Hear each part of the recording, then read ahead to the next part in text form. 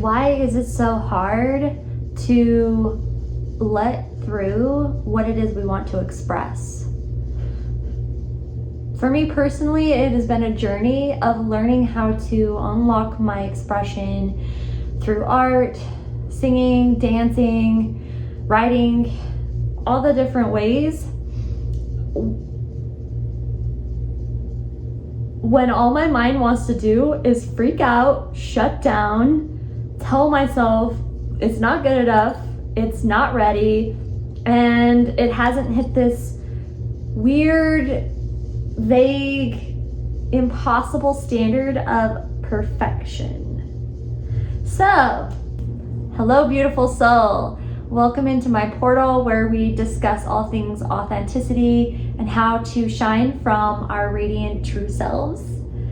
Welcome back if you are returning, and hello, it's nice to meet you if you're new. Hi, I'm Anna, and I'm an artist who has definitely struggled with perfectionism in the past. Even in starting this YouTube channel, it has been a process of learning to overcome what a perfectionist is within me.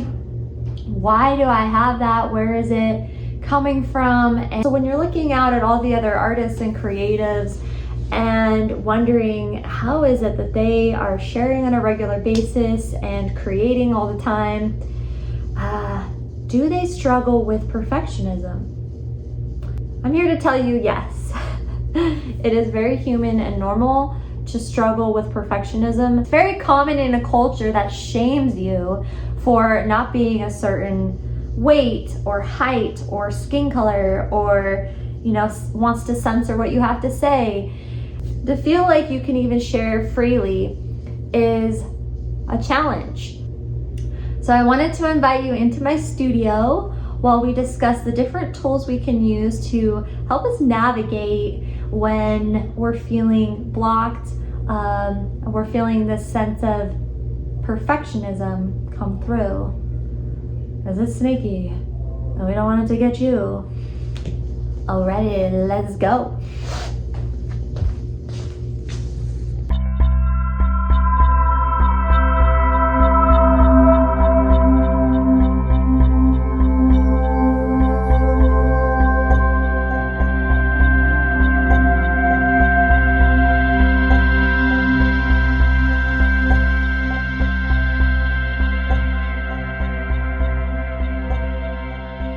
Okay, let's dive right in.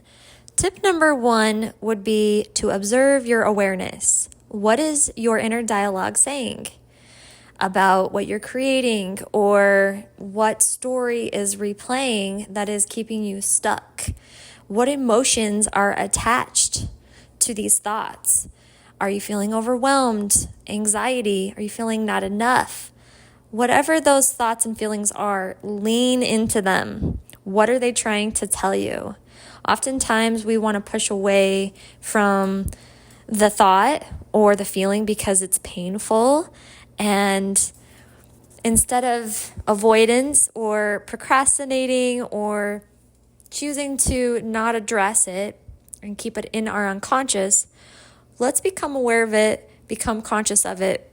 And that is the first step to being able to address it and changing our thought or changing our behavior or how we feel by challenging it. And this moves directly into tip number 2, identifying the limiting belief. So what is the limiting belief that has been going on rent-free inside of our heads, and where does it stem from?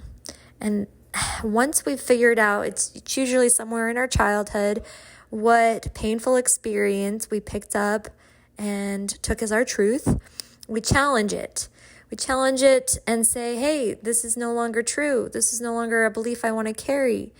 Then it's time to affirm a new narrative. And don't be afraid to start over, like I am with this woman. I didn't like the direction it was going in, so I'm just painting over her and going in a new direction with it. It helps me to examine my habits. So for example, if I'm consuming a lot of social media or other people's content because I'm afraid to start my own, I'll begin to compare where I'm not good enough, where I can't measure up to this person because they're leaps and bounds ahead of me, right? And then I'm comparing instead of cultivating a sanctuary to create within.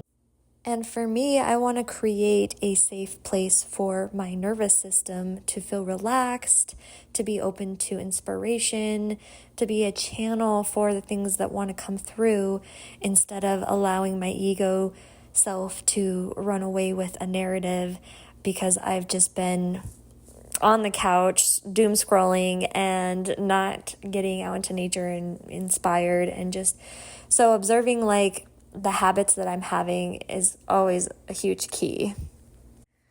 Tip number 3 is to take one small step, because action creates momentum. And be gentle with yourself. For example, I will just go into my studio and clean the space.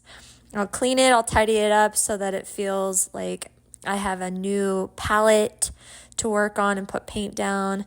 I will clear out the old, I'll paint over past projects. I'll go out and buy some new supplies because that's exciting for me. So one step that feels doable will help you to see that taking action doesn't have to be scary. And once you've taken that first step, the next one usually starts to reveal itself. And before you know it, you have started to get ideas rolling through. You're in the studio, you've laid down some paint, you are now doing the next layer, and you might have just turned 10 minutes into an hour. You never know where it will lead. And this leads me into tip number 4, try a new approach. Are you in love with your process? Invite the inner child out to play. Okay, maybe you don't like your approach and the way that you do things anymore. For me, it's like I start to paint too tight or detailed or controlled, and then it's no wonder that I'm feeling like I'm censoring myself and I can't actually express and play. So bringing more curiosity and fun out is a great way to generate new ideas.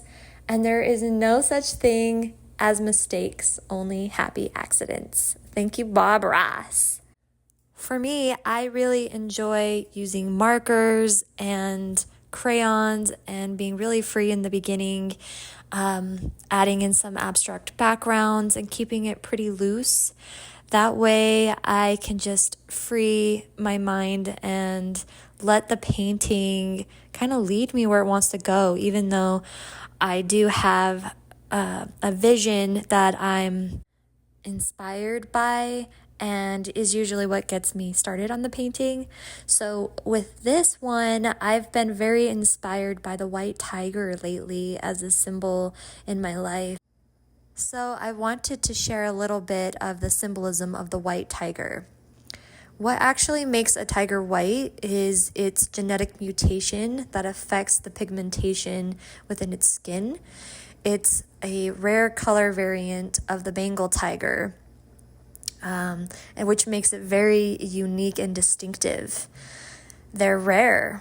And I love that because it's telling me to celebrate my uniqueness and what makes me different rather than the same as everybody else. They are majestic and beautiful. The white coat of the tiger is often associated with beauty, adding to their allure. They are a symbol of strength and power, of contrast and duality because of the white and dark.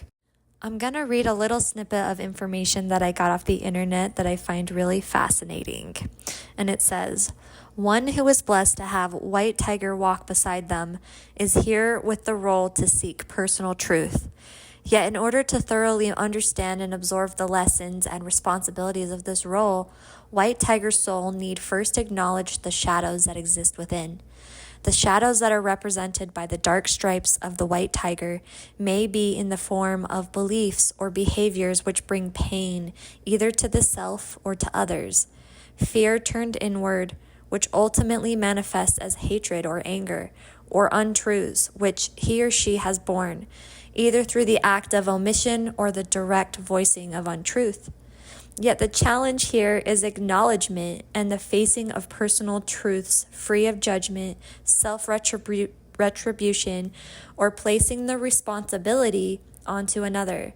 Instead, true integration and acknowledgement of personal truths come from accepting what is revealed with an open and understanding heart, while operating with the higher intent to change what is ultimately harmful, painful, or no longer of service to the growth of the individual soul along its life path.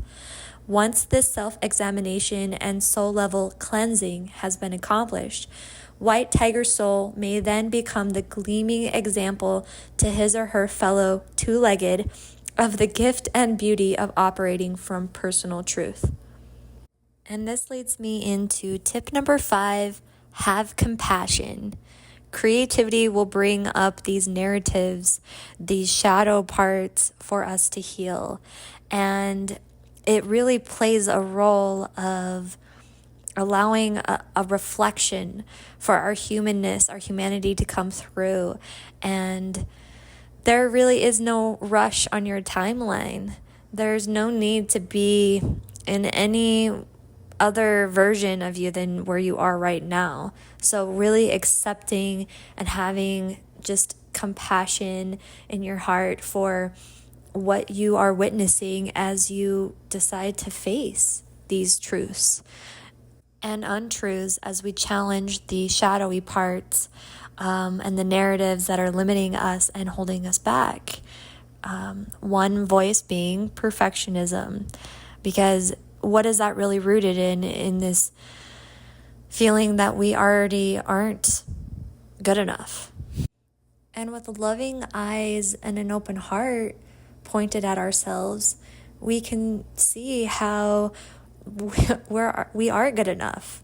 We have everything we need to create the things we want, to express who we truly are inside, when we strip away the untruths or the limiting narratives that aren't really us but might have been piled onto us and accepted by our younger selves, but no longer. And that leads me into the final tip of the video, which is to lead with authenticity. Yes, it is time for you to accept yourself fully. Release what is not you and celebrate that you are unique, weird, special, and there's only one of you.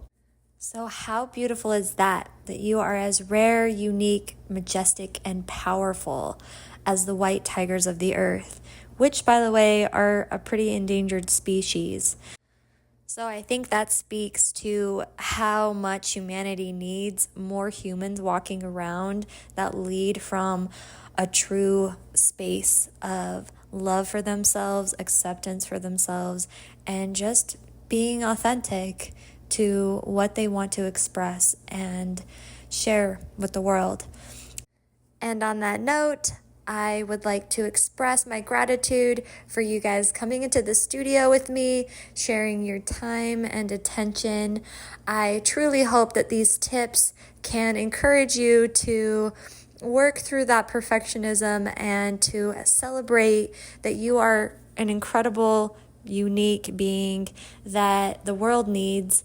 And I love you so much. Until the next video, leave a comment, like, or subscribe. Until we connect again, much love.